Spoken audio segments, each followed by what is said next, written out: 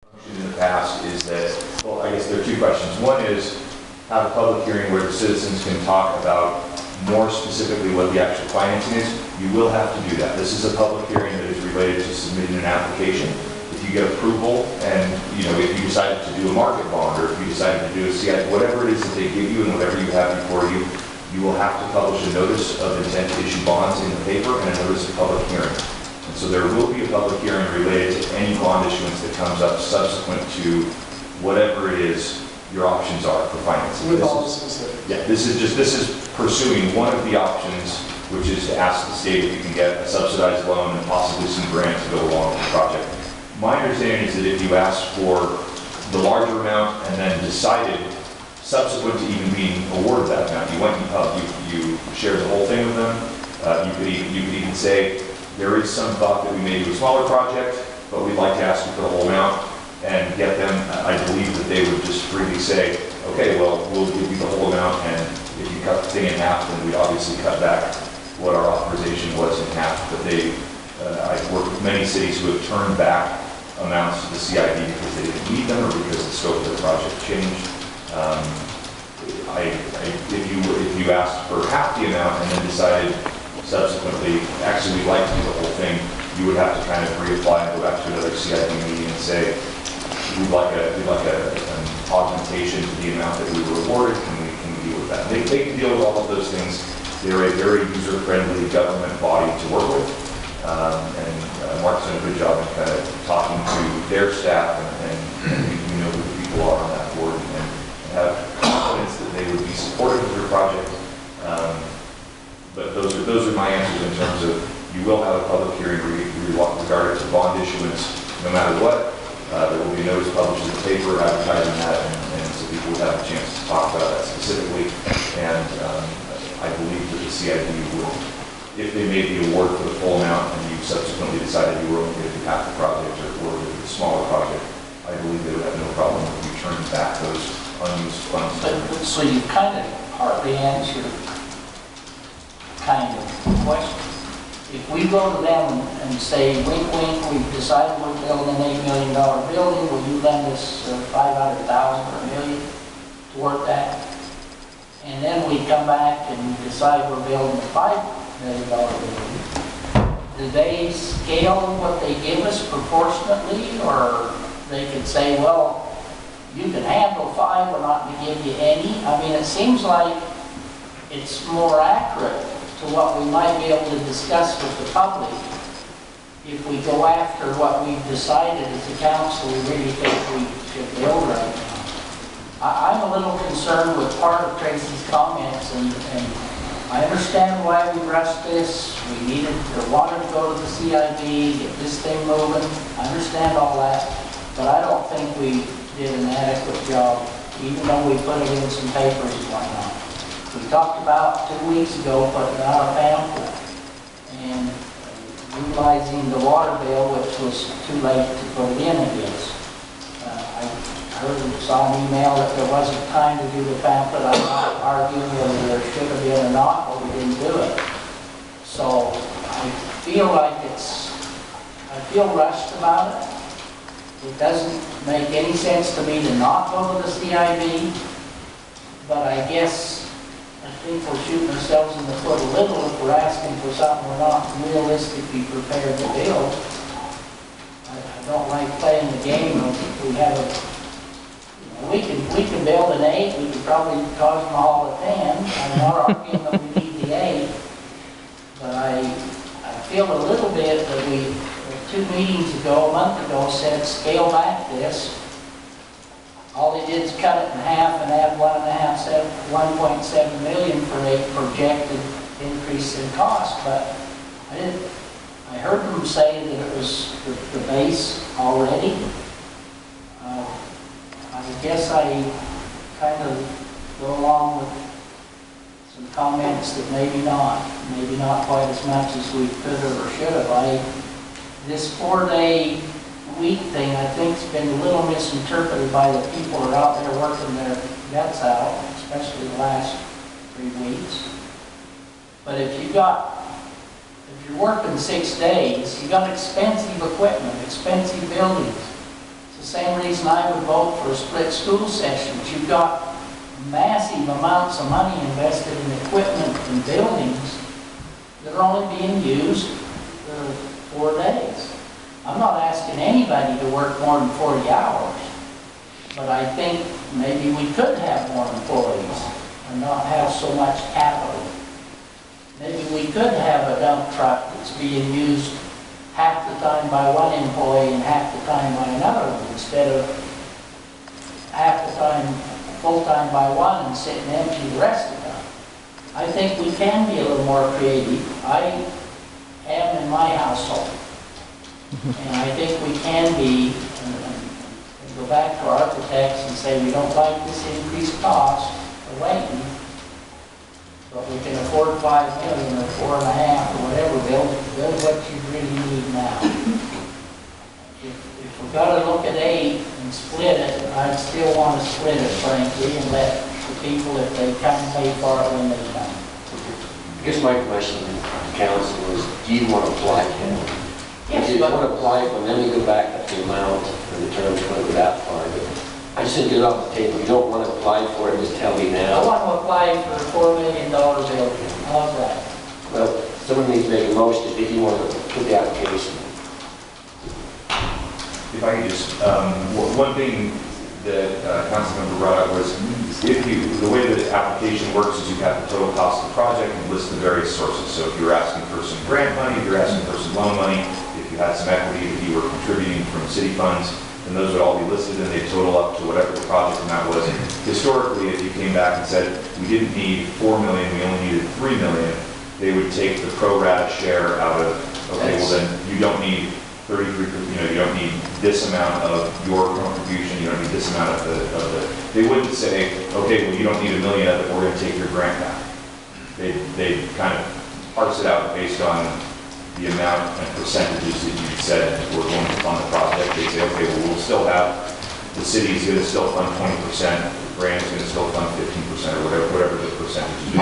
So they use the original percentages in the original. That's what they've always done. When someone comes back and says, we asked for 4, we only need 3, can we still keep all of the grant that you gave us and give you back some of the loan? No. See, that's why I'm straining at this, Mayor, to get at what we want, because it seems like it's part of what we need to know when we make the application. Is this on? I want to clarify a little bit there. I do think that we need to go forward with the project identified and all the costs broken down. We need to know what we're going in for. Also, on many projects that I've been involved with, generally you use, with government funding, you use the loan amount first and then you get into the grant. That's after, that's without going back to them beforehand and saying, we're doing a different project. I've never gone through that process, but every time I've gone forward with the full process, the process is we've used the loan money first and then got into the grant after that. So I don't know if it's a different process if you specify things beforehand that you're scaling back. That's been my experience with it.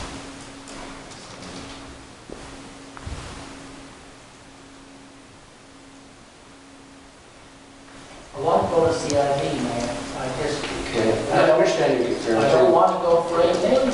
That's it. As I was saying, first decision, what do you want to do? And then we'll go, then we'll see how amount will turn. I want to build a house. I don't know what I can afford or what they'll approve. So I've agreed I want to go to the bank. Now, for how much house, that's where I think the problem is. If we need more time to decide which building we're going to build. Right now you're asking us if we want to go to CIB. Yes. Okay, I need a motion to do that first. I'm going to make an application to CIB. Motion by Councilmember Smith to put an application to CIB. I'll second it. Second by Councilmember Potter. Any other discussion on this motion? I'm not comfortable going to the CIB until we get more public input, people have had a chance to review these different options that are being offered, and that we get more public weighing in. I think we are putting the cart before the horse to just say, okay, we'll just go ahead. I think the application needs to be precise. I would only want to get a 1.5% interest rate, believe me, if we go ahead and do this. But I just feel that the public did not have time to weigh in on this. They're paying for it. We need to give them time to think it through. We can delay this, the CID application till later in the year. We don't have to push it necessarily right now. And I think the public would appreciate that given the history that happened with the police building and the way the public input is handled there. As far as the motion goes, is that for the full week? No, it's just, But Mayor, from what I'm hearing, it isn't that simple. You apply for a project that is in. Well, let me put it this way, if I'm not even gonna build a building, let's tell me no now. If I'm not gonna. If you are? Money, then say no. I'm saying just, are you doing the application, then you can go back and say, what do you want to do? I just want to get off the table that you want to apply. Somebody may not, I don't know. I'm just asking what the council wants to do. I have a motion to accept it.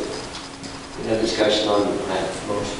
Perhaps the motion to include the timing of the CID application, whether now or later in the year.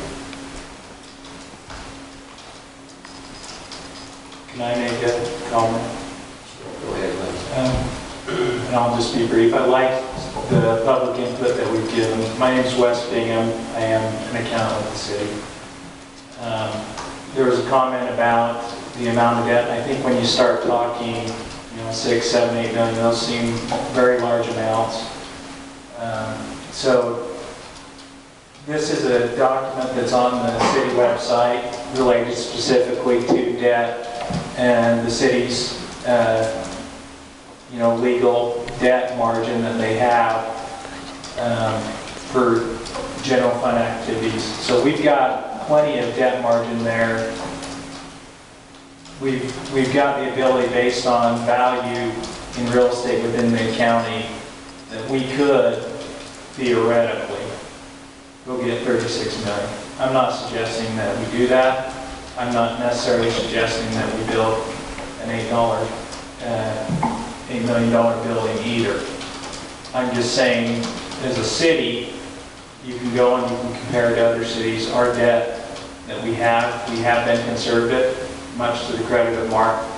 And so I am saying to be conservative with public dollars and evaluate the project, but at the same time, I don't think the general fund, you can see our legal debt margin, we could go out and secure another 29 million.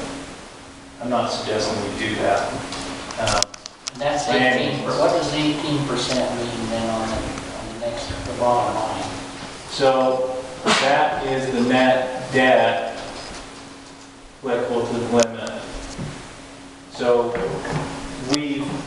2 years ago, before we did the public safety building in 2014, the amount of debt that we had was at 2.8% of what we could go out. So we've already got 18% of what we can get. So we went out and done the public safety building, and then we've now moved that up to 18%. Okay, roads is only going to be a portion paid out of the general fund. So even if we go and we pay 25% of this project, it's not going to push us beyond 30% of what we could. So it's not a question of, to me, of whether the city has extensive amount of debt. I don't think that's the case. Does this reflect general obligation, bonds and bonds? Yes. The whole thing, if it were secured with sales tax law, would show against this. But the reality is it would be funded by several different departments. But from a simplicity of issuance of debt, that's why I think the least costly, least complicated way to do it. So I think from that point of view of the city, I think overall over the years we've been very conservative. We have, in our budgeting process, we've always been very conservative about our revenues, and out of all the years I've been on the council, we've always collected more revenues than what we budgeted for. And as far as expenses, we've always budgeted for more expenses than we've actually had. And I think that's a good indication that we've been conservative with the public's money.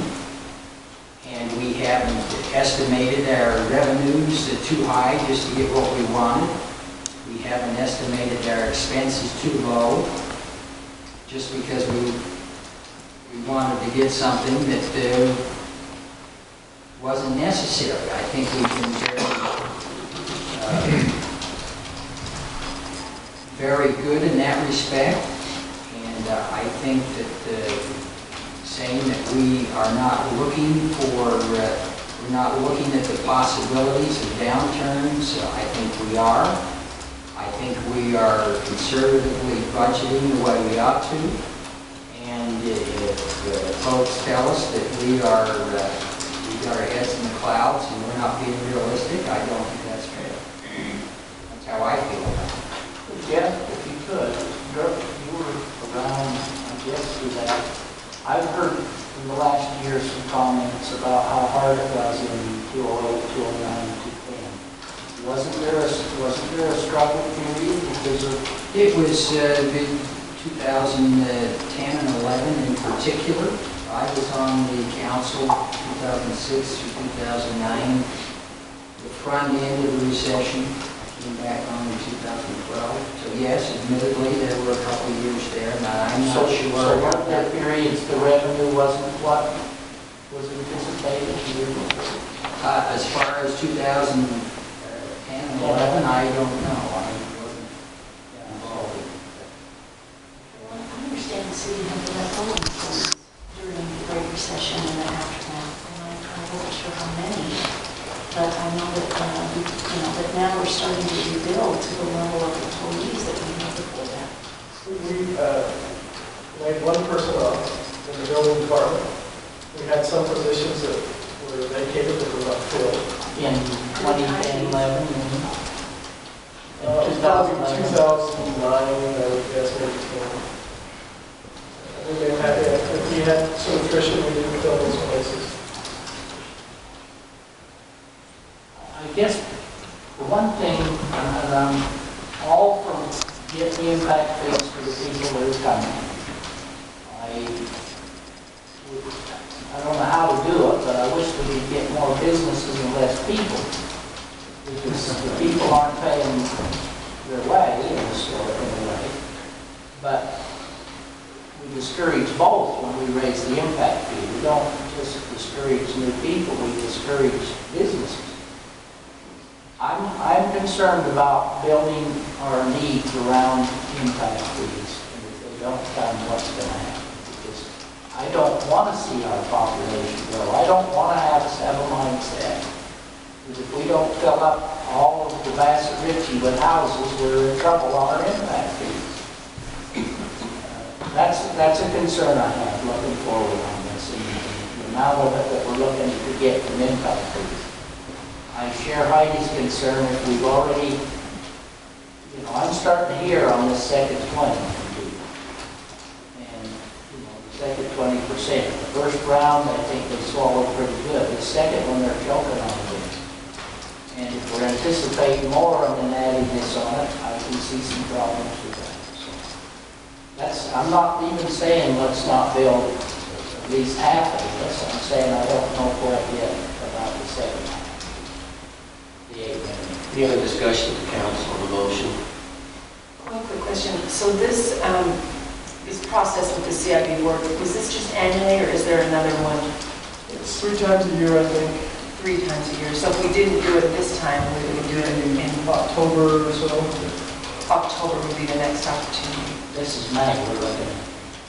So They accept applications. The 1st of February, they hold meetings March, April, and May. They make a funding decision in June. But when you go to meetings, you have a pretty good indication as to whether or not they'll fund the project. It's really a formality when you do the formal. But we can start where where we're looking at starting this, it wouldn't be October, it'd be July, we'd start this whole thing over. You submit your application in June, Yeah. and then you have an answer in October. So if we apply for this next round, 1st of February, what's the earliest time that you would go for the meeting? Sometime in March, April, May, right? March? Very early. I'm just saying we could do that, and we could have public hearings every week until then, we'd still have the opportunity to withdraw the application. And we could get funding, we could still withdraw and not take the funding. So we're not bound to anything by asking for our money. We're just trying to hedge it, so when we do look at the hard numbers, we have a better idea of how much we could borrow for less amount of money. So it would help us have a better handle on what we're really needing to spend. Yeah, it helps us identify how to best fund this. And then go from And there. we could scale it back in April. We could. I mean, I don't know if they would want us to go back before the board to do that, or if they would just accept that. But going into the application, we do need to say, this is the project, this is the total amount, this is the funding allocation we're asking. I'm concerned that when we go to the public and we try to get more input, that could dramatically change what's even being proposed right now. And that means the architects have to come back in and redesign, re-engineer. That's going to take time too. You've seen how long it's taken to get to this point with the work that you've done. And so I'm not sure that February is the time. I think that June could definitely be the time. We wouldn't give the architects to go ahead and start to design until we solidify what the scope of the project was. And that's what I think should be based upon everything. The contract is, with the architects, is a three-phase contract. The first phase is this preliminary schematic design phase, where we do the needs analysis, layouts, and schematic design. The next phase is the detailed design. So we're in the middle of this first phase. Right, but it might need to be changed, given what the If we go to the CIB with the whole aid, won't they need to do some more architectural? Not before we go to the CIB. The CIB, we have enough information to present the project to the CIB right now. The design will have to be done before we go. Is there any way to show the CIB, based on the funding they can give us, we're going to have to pay $1.7 million more if we don't do all of it? Can they look at that like we have to? We could present that information to them. I don't know if that strengthens or weakens our case. I know that historically the CIB isn't real enthused about funding growth. But when we're saving as a community $1.7 million, and they look at that as a better opportunity. I think we just need to go forth with the project. We could specify to them that we're still having some debate with the public on whether we scale this back or whether we do this, but I think we just need to go forth with that. But you just said something. You said they don't seem to be enthused about funding for growth, and yet half this project is growth. Well, in fact, almost all is really. Wow. We got through this winter. If we do phase one, 30% of it's planned for growth. That's prudent planning. No, I agree. If we can save $1.7 million in the cost by doing it all at once, if we feel like that's the better financial decision, there's validity to that too. But yes, in the past, the CIB wants to help communities, the people that are there. They're not looking to help growth, they're looking to help the residents of the community. So if phase one's 30% growth, and phase two's all growth, so 70–80% of this is growth. It's based on the dollars that are associated with each phase. So phase one's $5.5 million, and phase two, the improvements. If we do them at once, again, you're $3 million. So what I'm trying to get at is when they look at this project, aren't they going to be able to see how much growth is in it and Yes, not calculate what they give us on that basis?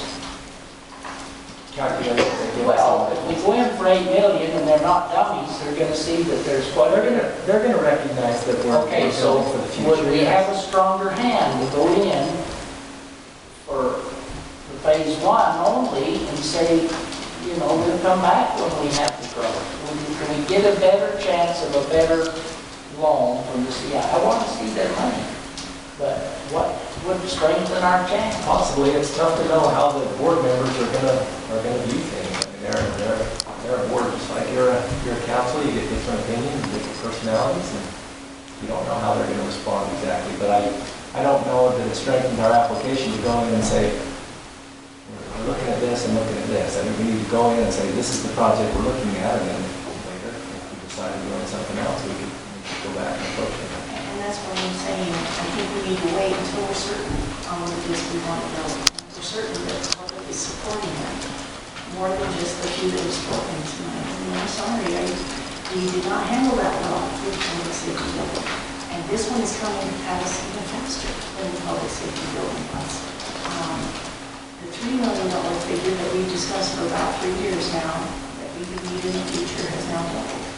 And that doubling figure has only happened in the past couple of months, right? Maybe 2.5 months, maybe 3 months, but it's just come at the city council this fast. And I'm not comfortable proceeding forward until we get the public input, we explain what's going on here, and we get much more input at another public hearing with a brochure, with several water bill mails, letting them see the map, letting them see what's going on.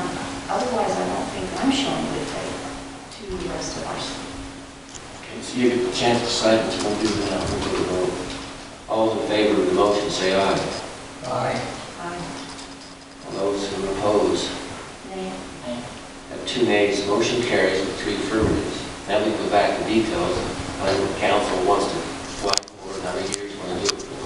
Mayor, I'd like to make a motion that we go to the public, we have at least 2 more public hearings on this, we send out the brochure with the current options, we try to get those public hearings with input, and we hold it at the Senior Citizen Center again.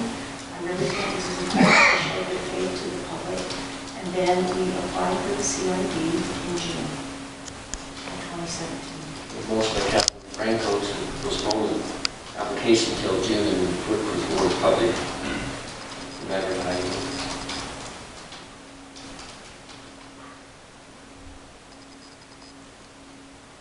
Motion failed without a second. I'd like to make a motion.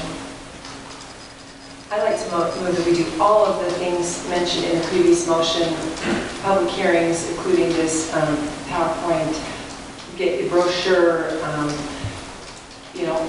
continue to do every kind of outreach we can do, but move forward with an application so that we have a better handle on if we're going to be able to get better funding. But continue to actively seek the public input in every way that we can. Second by Councilman Smith. Are you meaning a February application? Yes. It's submitted in February. Any other discussion on the motion? All those in favor say aye. Aye. Any opposed? What day is that in February? February 1st. February 1st. See, that's how many days from now? Well, 2. Go ahead. There you go. Okay. I said any opposed. Is anybody opposed? Aye. Or I should say, nay. Nay. 1 nay by Councilman Franco. Motion carried. So for submitting an application in February, what would you submit for?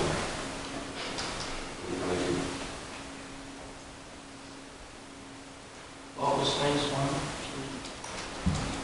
Phase 1 was the total cost, you mean? No, phase 1 on the 2-phase cost.